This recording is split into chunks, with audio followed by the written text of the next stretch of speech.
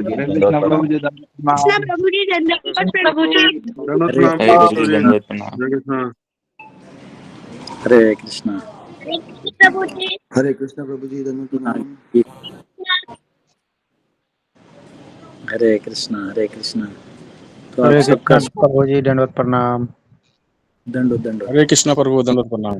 हरे कृष्णा। हरे कृष्णा। आप सबका हृदय से स्वागत है।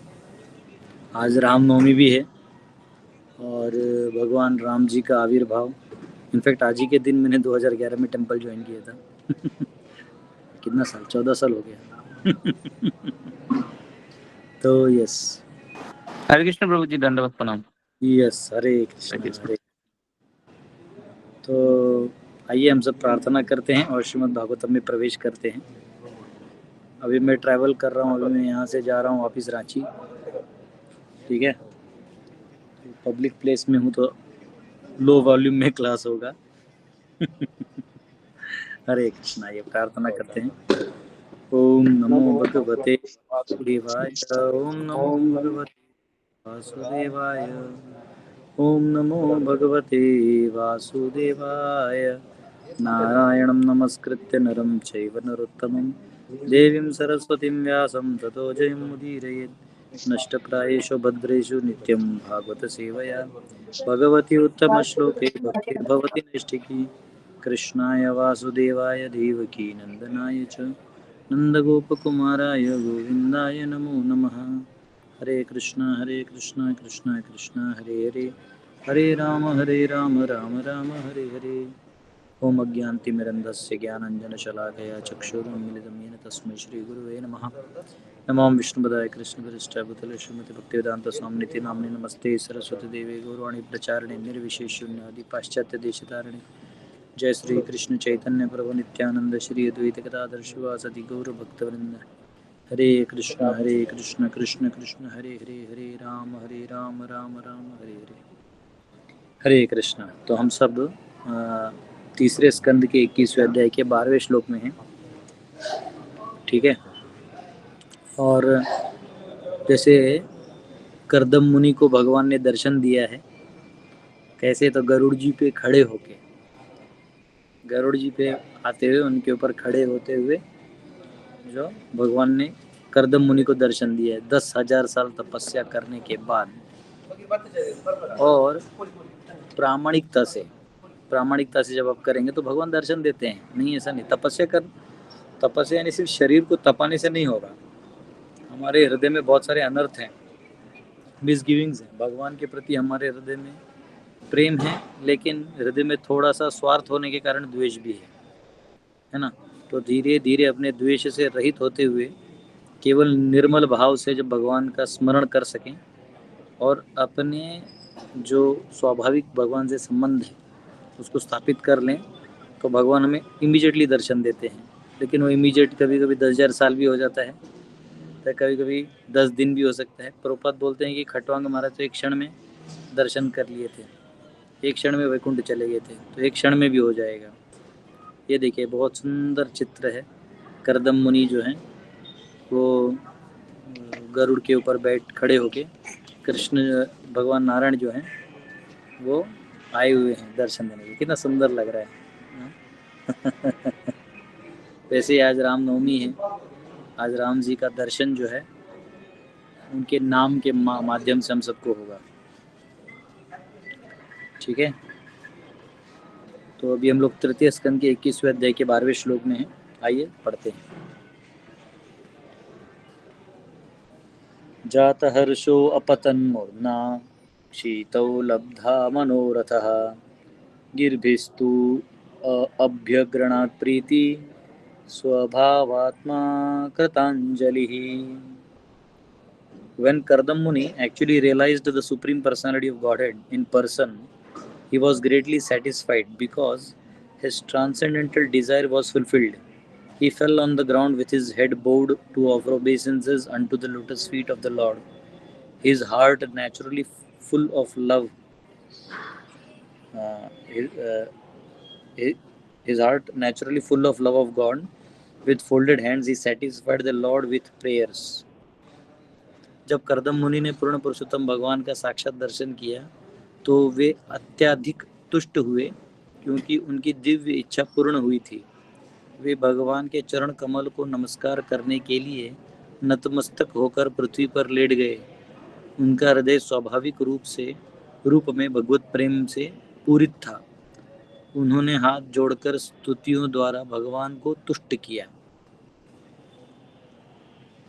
तो ये स्वाभाविक है, जो जिनका दर्शन पाने की लालसा से 10,000 साल से वो तपस्या कर रहे थे, वो चाहते तो भोग कर सकते थे, भोग विलास में रह सकते थे, लेकिन वो उनको संतुष्ट करने के लिए उन्होंने तपस्या किया।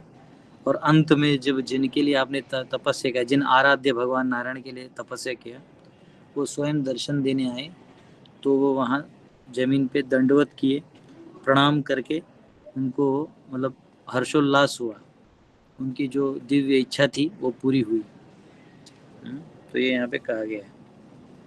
अब इसमें थोड़ा प्रभुपाद जी तात्पर्य में जो पर्सनलिज्म है और इम्पर्सनलिज्म है, इसके बारे में बताते हैं। The realization of the personal form of the lord is the highest perfectional stage of yoga. भगवान का साकार रूप में साक्षात्कार और दर्शन होना ये सर्वोच्च माना जाता है। उसका कारण ये है कि निराकार में भगवान को जब आप निराकार रूप में रखोगे तो उनके शक्तियों का दर्शन ज़्यादा होगा, उनके शक्तियों का, उनके अद्भुतता का। लेकिन योग ऐश्वर्य जो शक्ति है, जिसमें भगवान व्यक्ति भी हैं, अव्यक्त भी हैं और अचिंत्य से अचिंत्य कार्य करके दे देते हैं, तो उसमें पर्सनलिज्म में स्वीटनेस बढ़ता है।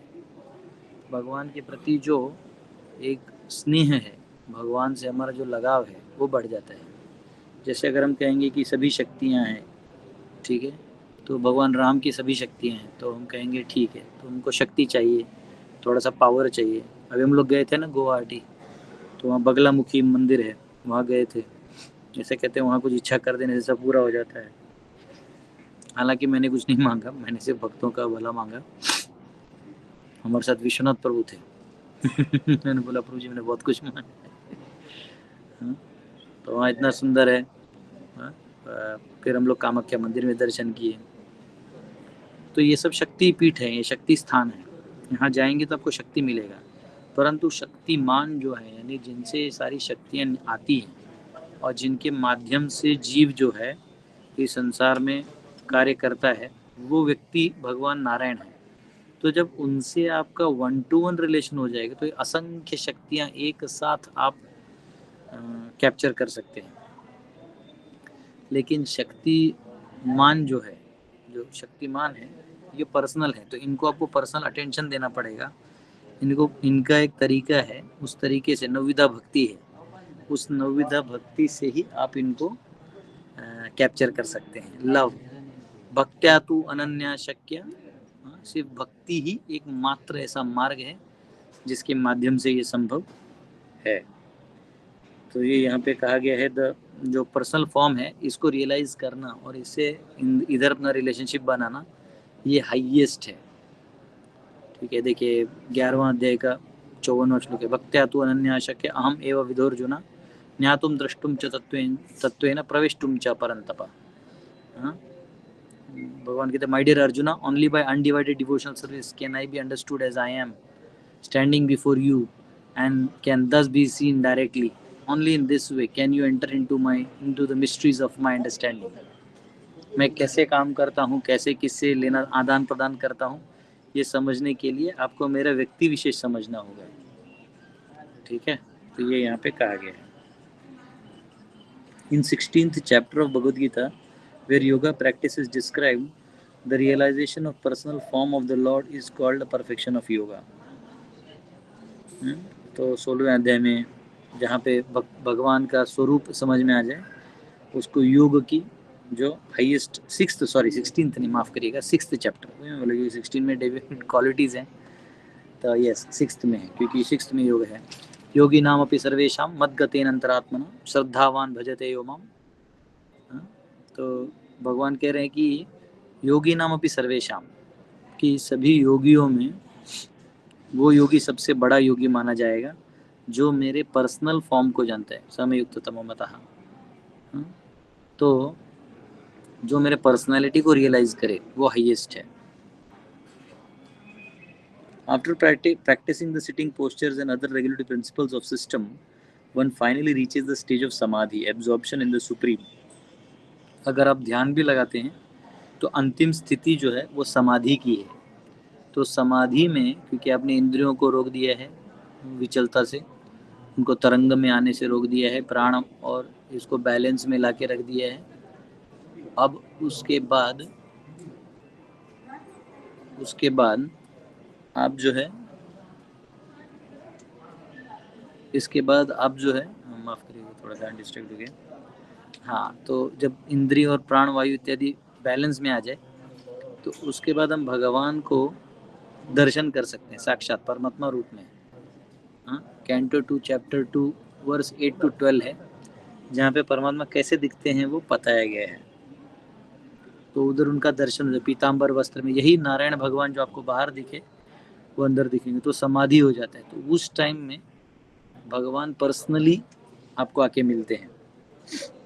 वो समाधि है. In the samadhi stage one can see the supreme personality of Godhead in his partial form as Paramatma और एज ही इज. परमात्मा के रूप में उनको देख सकते हैं. Samadhi is described in authoritative yoga scriptures as the Patanjali Sutras to be transcendental pleasure. समाधि को दिव्य आनंद भी कहा गया है.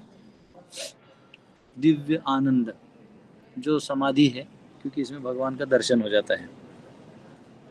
और पतंजलि योग सूत्र हैं, आप कभी पढ़ सकते हैं. योग सूत्र हैं, बहुत अच्छे हैं. उसमें सब बताया कि कैसे कैसे आपको बैलेंस करना है. करते करते करते आपको अंत में भगवान का दर्शन लेना है. एक्चुअली 6ठे अध्याय में पूछते हैं अर्जुन कि प्रभु ये तो मतलब अभी संभव नहीं है. तो भगवान बोलते हैं इसलिए कह रहा हूँ मुझे स्मरण करके अपने कार्य को करो. The yoga system described in the books of Patanjali is authoritative, and modern so-called yogis who have manufactured their own ways, not consulting the authorities, are simply ludicrous. जो पतंजलि हैं उन्होंने सही से बताया है कैसे करना है, लेकिन आजकल उनका नाम लेके जो है व्यक्ति बस कुछ न कुछ हौच पौच कर देता है जिसमें थोड़ा थोड़ा वैसे लगता है लेकिन होता नहीं. जैसे देखिए अर्थव्यवस्था होती है ना, तो पैसा समझो सर्कुलेशन में आता है. तो आपने अभी समझो काम किया, उदाहरण के लिए समझो आपने घर बनाया, वो जो पैसा है जो कंस्ट्रक्शन करने वाले उनके अकाउंट में गया, लास्ट में वो अकाउंट में ही गया, फिर वो वापस लोन में आपके पास बाहर आया, फिर आपने उस घर के ऊपर एक घर बनाया, कमरा बनाया, फिर वो पैसा कंस्ट्रक्शन फिर वो अकाउंट में गया. ऐसे साइकिल करते जाएंगे तो आप हर साल एक फ्लोर बढ़ाते जा सकते हैं. तो आपका फ्लोर तो बढ़ जाएगा इस साइकिल से. यही इकोनॉमी है, इसलिए ये फॉल्स कहा जाता है. इसलिए देखें ना बड़े बड़े बिल्डिंग बन जाते हैं, लेकिन उपयोगिता जो है वो उसका कोई जीवन में कोई उपयोगिता नहीं है. क्योंकि जीवन के जो मूल्य हैं, जो हमारे वैल्यूज़ हैं या स्पिरिचुअल कल्टीवेशन है, उसका उस बड़ा मटीरियली बड़े हो जाने से, इकोनॉमिक डेवलपमेंट से कोई लेना देना नहीं है. तो इसलिए योगा को भी क्या कर दिया है कि इकोनॉमी में डालने के लिए योगा को चमका दिया है. योगा मैट आ गया, योगा डे आ गया, इंटरनेशनल योगा डे आ गया. सीएम से लेके पीएम जिनको पहले कुछ नहीं करते थे अब वो भी योगा करने लगे हैं. सब होने लगा, लेकिन फिर इंटरनली अभी भी सब करप्ट ही हैं. इंटरनली अभी भी सब परेशान ही हैं. तो इससे पता चलता है कि इकोनॉमिक डेवलपमेंट जो है उसका योगा से कोई लेना देना नहीं. तो यहाँ पे पतंजलि के जो योग सूत्र हैं उसका जो अंदर में ऊपर जाने वाले और नीचे जाने वाले को बैलेंस मारना पड़ता है. उसको एक वर्ड है, भूल गया मैं, रेचक या ऐसा कुछ तो वर्ड है. तो उससे बैलेंस मारा जाता है. ये कहाँ मारते हैं आजकल के लोग, नहीं मार पाते. तो the Patanjali yoga system is called Ashtanga yoga. Sometimes impersonalists pollute the Patanjali yoga system because they are Munis. हाँ, कई बार पतंजलि योग सूत्र को लोग गड़बड़ा देते हैं क्योंकि वो मोनिस्ट होते हैं, अव्यक्तवादी होते हैं. ये आपके मिलेंगे बहुत सारे बाबा है ना जो आपको मोनिस्ट होते हैं, यानी वो अव्यक्तवादी होते हैं, वो भगवान को नहीं समझ पाते. तो इसलिए वो सिर्फ सारे आसन करके दिखा सकते हैं, भगवान के बारे में नहीं बता सकते. Patanjali describes that the soul is transcendently pleased when he meets the super soul and sees him. यहाँ पातंजलि ये भी बताते हैं कि जब जो साधक है वो भगवान को देखता है तो बहुत प्रसन्न होता है, बहुत ही ज़्यादा प्रसन्न होता है. If the existence of super soul and individual is admitted, then the impersonalist theory of monism is nullified. क्योंकि ये जो पातंजलि का जो योग करने वाले लोग होते हैं वो अपने आप को ही भगवान मानते हैं. वो सोचते हैं आत्मा परमात्मा एक ही है ना. तो ये जो फिलॉसफी है मोनिस्ट का, इसके वजह से उनको वो रियलाइजेशन नहीं आता. Therefore, some impersonalists and void philosophers twist the Patanjali system in their own way and pollute the whole yoga process. इसलिए वो पूरे सिस्टम का कबाड़ा कर देते हैं. प्रभुपाद ने लंबा पर पढ़ लिया. According to Patanjali, when one becomes free from all material desires, he attains his real transcendental situation, and realization of that stage is called spiritual power.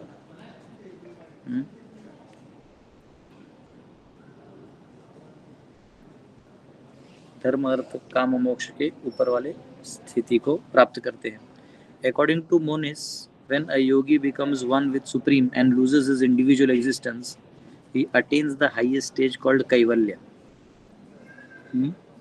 तो जो ये निर्विशेषवादी हैं या जो एक समझते हैं, आत्मा परमात्मा को एक समझते हैं, इनका दिक्कत ये है कि ये इसी स्थिति को कैवल्य समझते हैं. The oneness of understanding that Supreme Lord is fully spiritual and that in full realization one can understand what he is, the Supreme Lord, is called Kaivalya, or in language Patanjali realization of spiritual power. तो कैवल्य का मतलब है जब आप समझ जाते हैं कि ये भगवान है और इनसे आपका संबंध हो, वो जो आनंद है उसको कैवल्य कहा गया है. निर्विशेष ब्रह्म में लीन होने को कैवल्य नहीं कहा गया.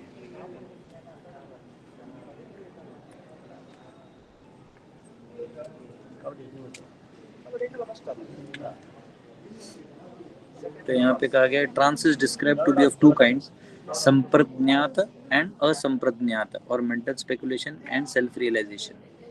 सो संप्रज्ञात एंड असंप्रज्ञात मतलब संप्रज्ञात यानी मेंटल स्पेकुलेशन और असंप्रज्ञात यानी आत्म साक्षात्कार. इन समाधि और असंप्रज्ञात one can realize by his spiritual senses the spiritual form of the Lord. और असंप्रज्ञात स्थिति में वो अपने आध्यात्मिक इंद्रियों को समझ लेता है और भगवान के स्वरूप को भी समझ लेता है. ये एक्चुअली पातंजलि का हाईएस्ट लेवल है. According to Patanjali, when one is fixed in constant realization of the supreme form of the Lord, one has attained खत्म होने. ये वही चीज़ है अष्टांग योग. ठीक है, तो बेसिकली वही जो हमने बोला उसको आगे लिखा है. तो अब आप सबसे क्वेश्चन है, ठीक है, क्वेश्चन ये है कि जब अष्टांग योगी दर्शन कर ही लेता है तो उसमें और एक भक्त में क्या फ़र्क है. भक्त तो अभी तक भगवान का दर्शन नहीं किया है, नाम कीर्तन करता है या जप करता है, नविदा भक्ति करता है. तो अष्टांग में तो अंत में भगवान का दर्शन कर ही लेता है. बताइए तो फिर ये क्यों मतलब इस युग में नहीं रिकमेंड किया है. या ऐसा कह सकते हैं कि दोनों में क्या फ़र्क है. युग का छोड़ दीजिए, दोनों में क्या अंडरस्टैंडिंग है. चलिए बताइए, हाथ रेज करिए तो समझ में आएगा. क्योंकि अंत में तो भगवान को देख लेता, तो हम ध्यान योग से बड़ा भक्ति योग को क्यों बोलते. वो भी तो लास्ट में दर्शन तो हो ही गया. यस, रुक्मिणी प्रभु. हरे कृष्ण प्रभु. प्रभु जी, भाव का फर्क है and the bhakta wants to surrender to the lord. Yes, Divyanshi Joshi कोई है, उन्होंने कमेंट में लिख दिया है, बहुत स्मार्ट है. उन्होंने लिखा है कि एक्चुअली उसमें सेवा नहीं कर पाते आप भगवान का. अगर आप अष्टांग योग में दर्शन कर भी लेते हैं तो सेवा नहीं कर पाते. ये भक्ति में आप सेवा कर पाते हैं. यस गौरी माता. यस प्रभु जी, यही था. और उसमें कर्तापन का भाव रहता है, वो खुद का कर्ता मानता है.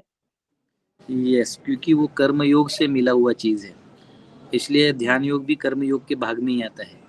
क्योंकि ध्यान करना यानी आपके कर्म यानी अपने पुरुषार्थ का इस्तेमाल करके ही करना पड़ेगा. Very good, very good. वाह, क्या बात है. ये लोग एकदम टिपिकल मेरा गीता का स्टूडेंट्स है. अभिनव ब्रो. यस जी, इसमें जो नेचुरल सेंस है एक ह्यूमन बीइंग का, साइकोसोमैटिक प्रेम, वो उसका आदान प्रदान जरूर होता है, तो वो यस बहुत उसके सबके लिए अच्छा होता है। Yes, very good. Van Vihari Prabhu. Prabhu ji होता है ना कि है ना भगवान के कितना नजदीक हम लोग जाके उनकी सेवा कर सकते हैं। भगवान बोलते हैं ना पर्सनल एक कनेक्शन रखते हैं। जैसे कि कोई बाहर के जो संबंधी हैं, दूर के रिश्तेदार हैं, वो भी हमारे करीबी हैं, लेकिन वो हमारे इतने नहीं होते हैं। लेकिन जो हमारे खुद के जो लोग हैं, घर के लोग, उनसे अलग ही हमारा प्रेम व्यवहार होता है। Right, relationship, very good.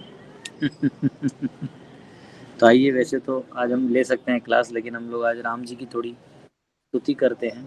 आज रामनवमी है। हाँ, यस प्रवीण जी, कुछ बोलना है आपको? हरे कृष्ण प्रभु जी। प्रभु जी यस कहता है कि दर्शन के बाद में भी हमको तो भक्ति करना है। वो एक अपने एक यस वो शब्द यूज किया था कि भक्ति कभी जो खत्म नहीं होती। तो दर्शन के अव्यय। बाद में भी तो हमको जो भक्ति करना, अव्यय अव्यय भक्ति तो अव्यय है। वाह, वेरी गुड। वाह, अच्छे से नोट्स बना के पढ़ाए तुम लोग। हाँ, पढ़ाया भी करो। अभी पढ़ लिए हो, अभी आप अपने एरिया में छोटे बच्चों को, बड़ों को गीता पढ़ाओ। जिनको अच्छे से आता है फिलॉसफी, आप लोग पढ़ाइए, लोगों को बताइए। जिनको फिलॉसफी नहीं आता है तो आप लोग छोटा छोटा स्टोरीज पढ़िए, कृष्णा बुक के लोगों को हलवा खिलाइए। ऐसे करके अपने अपने एरिया में हज़ारों को ड्यूटीज़ बनाइए, ठीक है? अगर आप हर साल 2 ड्यूटी बनाते हैं तो सोचो, आप अगर हर मैं कह रहा हूँ कि हर 6 महीने में आप 2 ड्यूटी बनाते हैं, और 2 ड्यूटी को फिर 2 ड्यूटी बनाते हैं, फिर 2 ड्यूटी बनाते हैं, तो 32 साल में कितने ड्यूटी होंगे? जोड़ो तो। इतना अच्छा आप लोगों को फिलॉसफी मालूम है। तो 2 ड्यूटी ने 2 ड्यूटी बनाना है, फिर 2 ने 2। ये 2:64 होगा। वेरी गुड, इनफाइनाइट हो जाएगा, इनफाइनाइट ड्यूटीज बन जाएंगे अगर हम हर 6 महीने में 2 ड्यूटी बनाए तो, और उनको बोलेंगे और 2 ड्यूटी बनाए। ठीक है, वेरी गुड। आइए हम लोग राम जी की स्तुति करते हैं। रामाय रामचंद्राय रामभद्राय वेदसे रघुनाथाय नाथाय सीताय पते नमः। राघवं रामचंद्रं च रावणारिं रमावतिं राजीवलोचनं रामं तं वन्दे रघुनंदनम। तो भगवान राम जो हैं स्वयं कृष्ण हैं, या आप कह सकते हैं कि वो सुप्रीम पर्सनालिटी ऑफ गॉडहेड हैं, स्वयं भगवान हैं। और ब्रह्मा जी जो जब एक लेवल आता है ना, ब्रह्मांड में असुर बढ़ जाते हैं, धर्म जो है उसकी रक्षा करने के लिए कोई नहीं होता है, तो या तो भगवान अपने किसी शक्तिवेश को भेज देते हैं, या तो किसी संत पुरुष को भेज देते हैं, पावरफुल पर्सनालिटी को भेज देते हैं, या तो वो स्वयं आते हैं। तो भगवान राम जी जो है जब स्वयं आते हैं, तो जब वो स्वयं आते हैं तो देखिए वो कितने स्पेशल हैं। उनको कहते हैं मर्यादा पुरुषोत्तम। मर्यादा पुरुषोत्तम का मतलब है कि भगवान अपनी मर्यादाओं को पार नहीं करते। जैसे भगवान कृष्ण जो हैं वो पूर्ण पुरुषोत्तम कहते हैं, क्योंकि वो अपनी मर्यादा को कोई वो नहीं है, जब उनको लगता है अपना सुप्रीम पावर यूज़ करने कर देते हैं। जैसे पूतना और इन लोगों को मारना था तो भगवान ने अपना सुप्रीम पावर यूज़ किया। लेकिन राम जी ने, आप ध्यान से देखिएगा, क्योंकि रावण और बाकी सबको भी ये वरदान मिला था, और सबसे ज़्यादा ब्रह्मा जी ने ही दिए थे कि आपको ये नहीं मारेगा तो वो नहीं मारेगा। तो रावण को एक वरदान था कि आपको कोई देवता नहीं मार सकता, कोई अस्त्र शस्त्र, बहुत कुछ लिख दिया जो आपको नहीं मार सकता। लेकिन रावण मनुष्यों को गिनता ही नहीं था, रावण मनुष्यों को सबसे कम समझता था, तो मनुष्यों का नाम बोलना भूल गया, और उसने बहुत त्राहिमाम किया, सभी देवी देवताओं को भी तकलीफ हुआ। लास्ट में राम जी ने तो जब प्रार्थना किया, एक बार जब ब्रह्मा जी से मुलाकात हुआ यज्ञ में, जो दशरथ जी ने यज्ञ रखा था, और तो जो यज्ञ हुआ था उस यज्ञ में जब आए थे देवता, तो वो लोग तभी बात कर रहे थे ब्रह्मा जी से कि ब्रह्मा जी ये रावण बहुत तकलीफ दे रहा है, बहुत हाहाकार हो चुका है। तो बोले कोई बात नहीं, बहुत जल्दी ही भगवान राम प्रकट होंगे।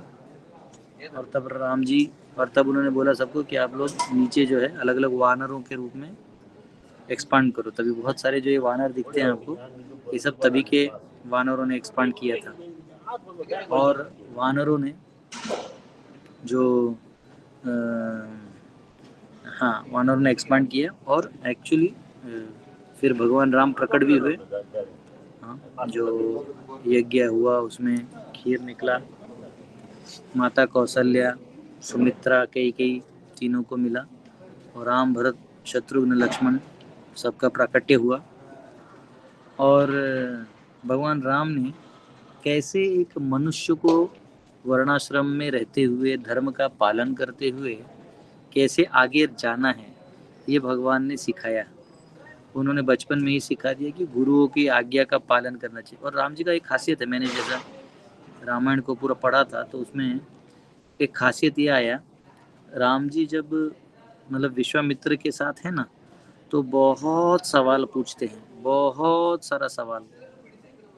ये कैसे हुआ, फिर यहाँ क्या है ऐसा, इधर इतना शुभ क्यों है, इसको ज़्यादा शुभ क्यों माना जाता है, तो बताते थे यहाँ वामन देव जो हैं वो ऐसा हुआ, यहाँ ये जो है वो ऐसा हुआ।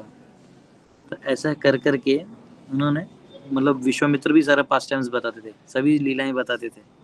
और राम जी और लक्ष्मण जी पूछते थे कि गुरुदेव ये ऐसे कैसे हो गए।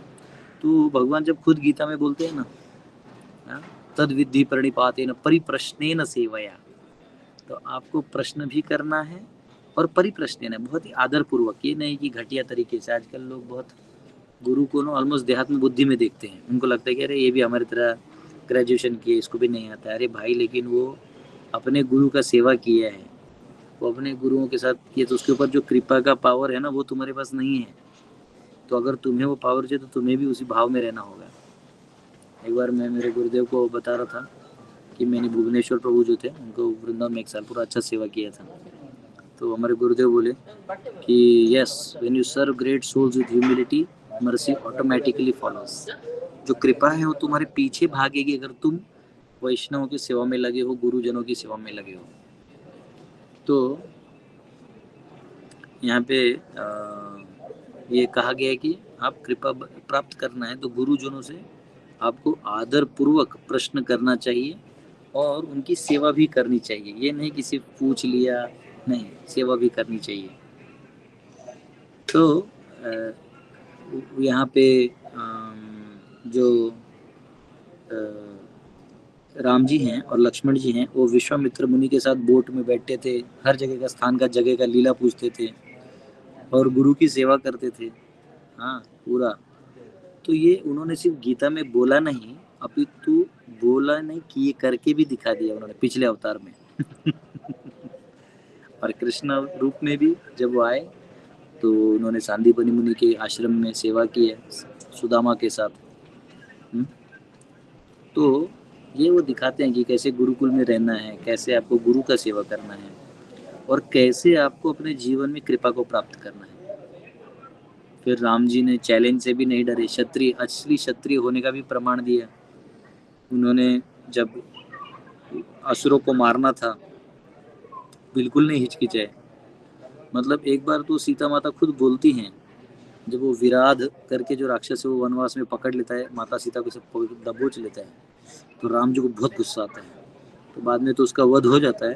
तो सीता माता, मतलब 3-4 अध्याय है, सीता माता बोलती हैं भगवान को कि देखिए ये जो अस्त्र शस्त्र है ना, इसके वजह से लोग हमें अटैक कर रहे हैं, इसको छोड़ दीजिए, हमें ना युद्ध नहीं करना चाहिए। गांधी का फिलॉसफी, गांधी का जो फिलॉसफी है वो बोलना चालू कर दिया था सीता माता ने। नेचुरल है, माताओं का वाम स्वभाव होता है। वाम स्वभाव यानी कंपैशनेट नेचर। द्रौपदी आता है प्रथम स्कंद के 7वें अध्याय में भी आता है शायद, ऐसे कुछ तो आता है। जहाँ द्रौपदी अश्वत्थामा को लेके आते मारने के लिए, द्रौपदी बोलते नहीं, छोड़ दो, कृपी को बुरा लगेगा। तो ऐसे वाम स्वभाव होता है स्त्रियों का। तो सीता माता ने भी कहा कि आप ये जो शस्त्र अस्त्र डाल दीजिए, कोई ज़रूरत नहीं है। तो और वो स्टोरी भी बताती है कि एक बार एक ब्राह्मण था, बहुत अच्छा तपस्या कर रहा था, इंद्र ने देख लिया तो इंद्र ने क्या किया, तलवार वहाँ रख दिया। एक राजा के रूप में आके बोला मैं थोड़ा संभालिए, मैं आता हूँ, और तलवार रख दिया। वो इंद्र तो गायब हो गया, लेकिन बाद में यही जो ब्राह्मण है वो तलवार खेलते खेलते क्षत्रिय हो गया, पेड़ काटने लगा, सब करने लगा। तो बोली इसलिए आप जो है, ये देखिए यहाँ फोटो आया है, वाम स्वभाव द्रौपदी जो है रोक रही है, मत मारिए मत मारिए। तो द्रौपदी कह रही है, सीता माता जो है पूरा समझाने लगी कि ऐसे ऐसा है, इसलिए आप छोड़ दीजिए। तब राम जी ने 3 या 4 अध्याय जवाब दिए उसका कि कैसे ये ये नपुंसकता है। अगर कुछ गलत हो रहा है उसका त्वरित क्षत्रिय समाज का एक कर्तव्य है, क्षत्रियों का, कि वो इसका सॉल्यूशन निकालें। उसका इमीडिएट सॉल्यूशन निकालना ही क्षत्रियों का कार्य है। इसलिए वो राजा क्षत्रियों को कैसे होना चाहिए ये सिखा रहे हैं भगवान खुद स्वयं। इसलिए राम आदर्श हैं। और दूसरा याद रखना है, उन्होंने अपना सुपर पावर यूज नहीं किया। उन्होंने अपना जो है ह्यूमन लेवल रखा।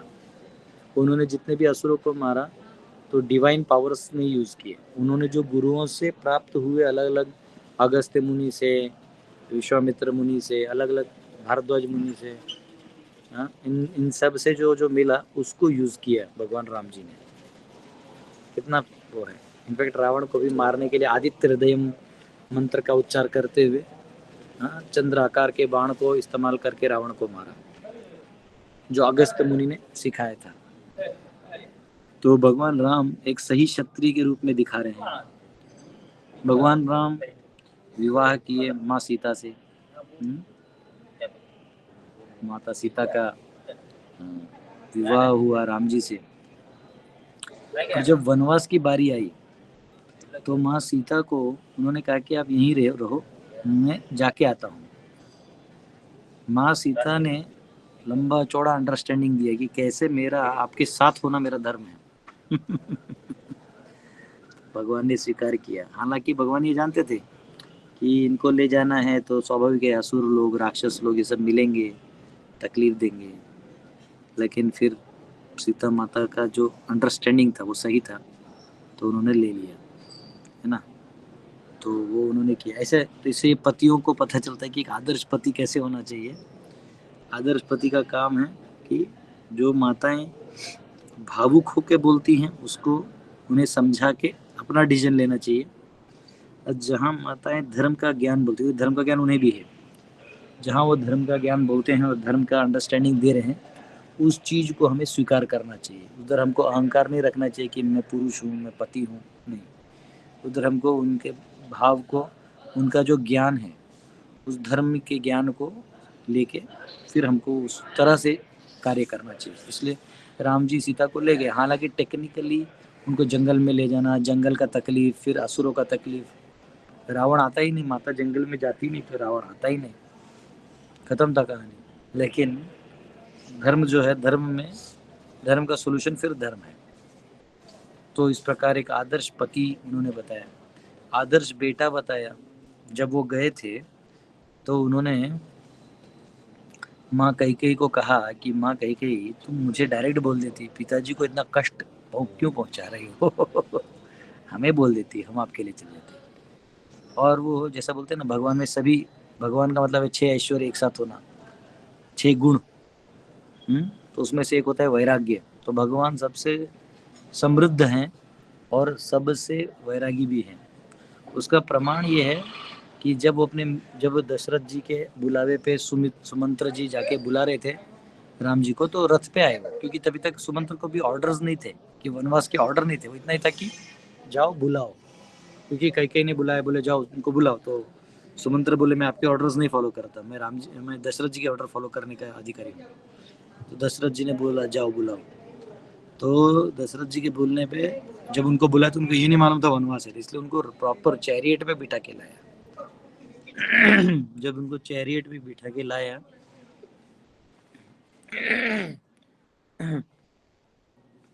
रथ में बिठा के लाया, तो वहाँ सब बड़े बड़े ऋषि मुनि, वशिष्ठ मुनि इत्यादि सब वहाँ थे, वामदेव और बड़े बड़े मन सब इंतजार कर रहे थे कि भगवान का राज्याभिषेक होने वाला था। तो उन्होंने उनको बोला कि ठीक है आइए। अब वो गए तो जब ये पूरा हाल देखा तो उन्होंने बोला कोई बात नहीं माता, मैं वनवास के लिए निकलता हूँ, ऐसा बोला।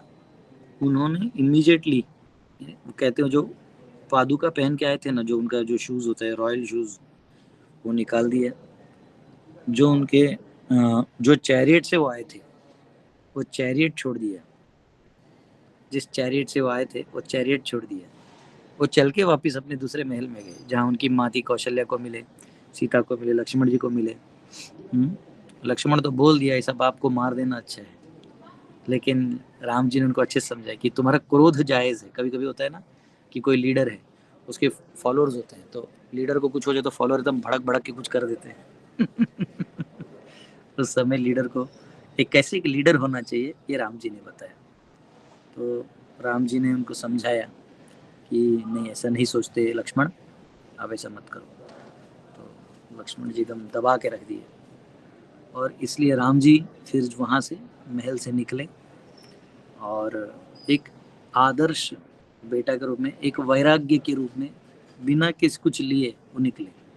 और फिर जब लास्ट में माँ को आशीर्वाद लेने आए, सबसे आशीर्वाद ले रहे थे, कैकेयी और दशरथ जी से लेना भी था। तो जब तीनों आए, राम लक्ष्मण और सीता, तो जब माँ ने वलखल वस्त्र दिए तो पहन लिए, उन्होंने कोई वो नहीं किया।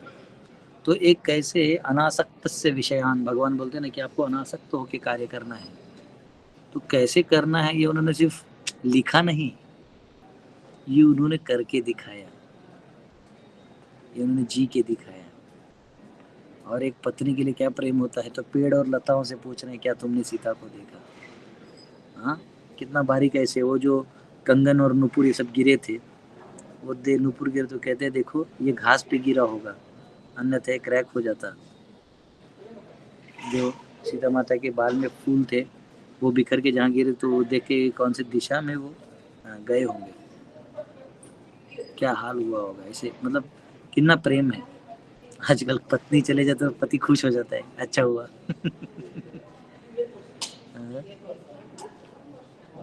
तो ये बहुत सुंदर है।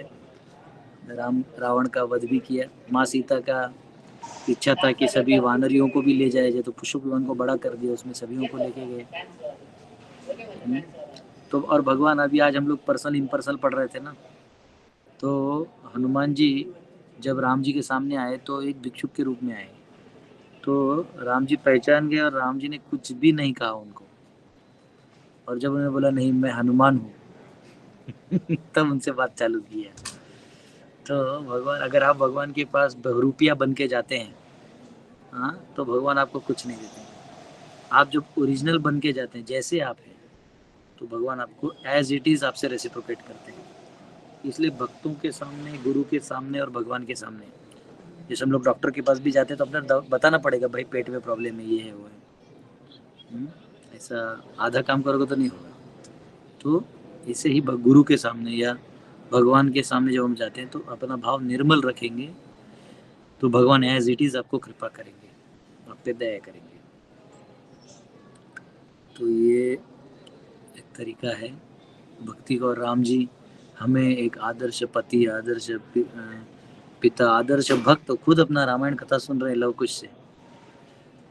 आचार्यगण बोलते हैं, कुछ कथाकार बताते हैं कि जब लव कुश रामायण सुना रहे थे तो सब लोग रामायण, अयोध्या महल में रामायण सुनने के लिए इतने लालायित थे, जिस तरीके से वो गा रहे थे, उनको सुनते सुनते सब लोग वहीं ध्यान केंद्रित थे, राम जी को की तरफ किसी का ध्यान नहीं था। और राम जी भी धीरे धीरे अपना आसन छोड़ के नीचे नीचे नीचे नीचे आ गए, और नीचे सबके साथ बैठ गए सुनने के लिए। किसी को पता ही नहीं चला कि राम जी आसन छोड़ के, गद्दी छोड़ के नीचे आए हैं। तो ये एक स्पेशल कल्चर है। तो राम जी ने वो कल्चर, स्टैंडर्ड्स, एक बेंचमार्क सेट करके रखा हुआ है, तो हम सबको इन बेंचमार्क्स को फॉलो करना है। इसलिए आज भी भारत भूमि में राम जी का आदर्श ही माना जाता है। कैसे जीना है, कैसे रहना है, पति को, पत्नी को, धर्म के नियम कैसे, धर्म में तो लिखा है, धर्मशास्त्र में बहुत कुछ, पालन कैसे करें, तो इसलिए राम जी सीता माता है ना। अगर उस लेवल पे जिएंगे तो कभी कुछ नहीं होगा। तो ये है। तो आज रामनवमी है, आज राम जी प्रकट हुए हैं, आज बहुत ही शुभ दिन है। आप सब राम नाम का जाप करिए और कृष्ण कीर्तन करिए, ठीक है। अभी हम लोग ट्रैवलिंग में प्रवास कर रहे हैं, कल वापस मैं आपको मिलूँगा, गुरुकुल में रहूँगा, तब फुल वॉल्यूम में क्लास दूँगा, ठीक है। बहुत बहुत धन्यवाद आप सबका। हरे कृष्णा हरे प्रभु जी, कृष्णा। हरे कृष्णा, प्रभुपाद हरे कृष्णा, हरे कृष्णा। राम लक्ष्मण हनुमान। दंडवत प्रणाम गुरु जी, हरे कृष्णा। सगळ्यांना हरे रामनवमी कृष्ण शुभेच्छा. हरे कृष्णा प्रभु जी, दंडवत प्रणाम। हरे कृष्णा प्रभु जी, दंडवत प्रणाम प्रभु। हरे कृष्णा। हरे कृष्ण गुरुजी दंडवत प्रणाम। हरे कृष्णा हरे कृष्ण। हरे हरे कृष्ण कृष्णा। प्रभु जी हरे कृष्ण प्रभु जी, दंडवत प्रणाम। दंडवत प्रभु जी और माता जी सभी को श्री दंडवत राम। प्रणाम। हरे सभी कृष्ण प्रभु प्रभु जी जी सभी दंडवत माता जी को हरे हरे कृष्णा कृष्णा दंडवत प्रभु जी प्रणाम। दंडवत प्रणाम। हरे कृष्ण प्रभु जी दंडवत प्रणाम। हरि बोल। हरे कृष्ण प्रभु जी दंडवत प्रणाम। दंडवत प्रणाम। हरे कृष्ण।